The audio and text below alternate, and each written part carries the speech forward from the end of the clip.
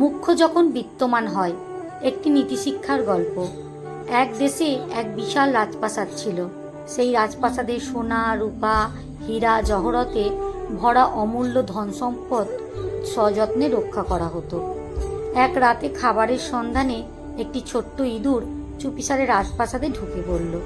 সে ভেবেছিল কোথাও না কোথাও নিশ্চয়ই সুস্বাদু খাবার পাওয়া যাবে, কিন্তু অনেক খোঁজাখুঁজির পরও খাবার না পেয়ে তার চোখে পড়ল একটি উজ্জ্বল হীরের টুকরোর ওপর। খাবার ভেবে ভুল করে সে হীরার টুকরোটি গিলে ফেলল এবং দ্রুত নিজের গর্তে ফিরে গেল। পরদিন সকালে রাজকোষে হীরার টুকরোটি খুঁজে না পাওয়া গেলে রাজপ্রাসাদে হইচই পড়ে গেল। সৈন্যরা চারিদিকে তল্লাশি চালালেও হীরার কোনো সন্ধান মিলল না। বিষয়টি রাজাকে জানানো হলে তিনি ভীষণ চিন্তিত হয়ে পড়লেন। অবশেষে রাজা রাজ্যের বিখ্যাত জ্যোতিষীকে ডেকে পাঠালেন।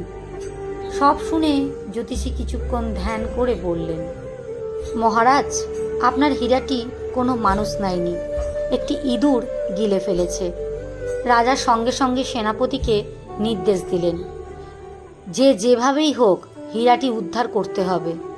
সারা রাজ্যে ঘোষণা করা হলো, যে ব্যক্তি হীরা উদ্ধার করতে পারবে তাকে মোটা অঙ্কের পুরস্কার দেয়া হবে। এই দায়িত্ব দেওয়া হলো এক অভিজ্ঞ শিকারীকে। শিকারী ইঁদুরের আস্তানায় পৌঁছে একটি ভীষণ অদ্ভুত দৃশ্য দেখল।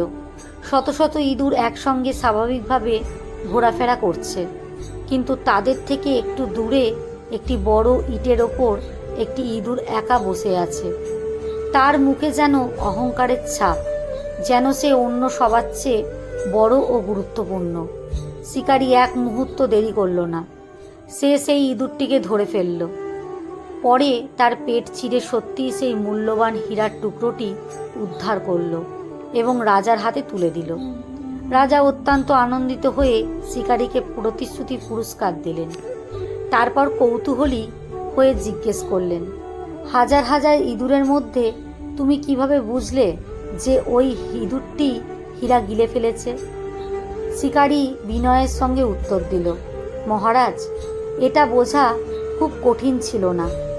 আমি লক্ষ্য করলাম সব ইঁদুর একসঙ্গে থাকলেও ওই একটি ইঁদুর সবার থেকে আলাদা হয়ে উঁচু জায়গায় বসে নিজেকে বিশেষ মনে করছে। মুখ্য মানুষ যখন হঠাৎ ধনী হয়ে যায় তখন সে নিজেকে অন্যদের চেয়ে বড় ভাবতে শুরু করে। সে নিজের আপনজন, বন্ধুবান্ধব এবং সমাজ থেকে নিজেকে আলাদা করে ফেলে। এই ইঁদুরটিও হীরা গিলে নিজেকে সবচেয়ে ধনী আর সবার রাজা মনে করেছিল, তাই সে দল ছেড়ে একা বসেছিল। সেই অহংকারী তাকে ধরা পড়িয়ে দিল।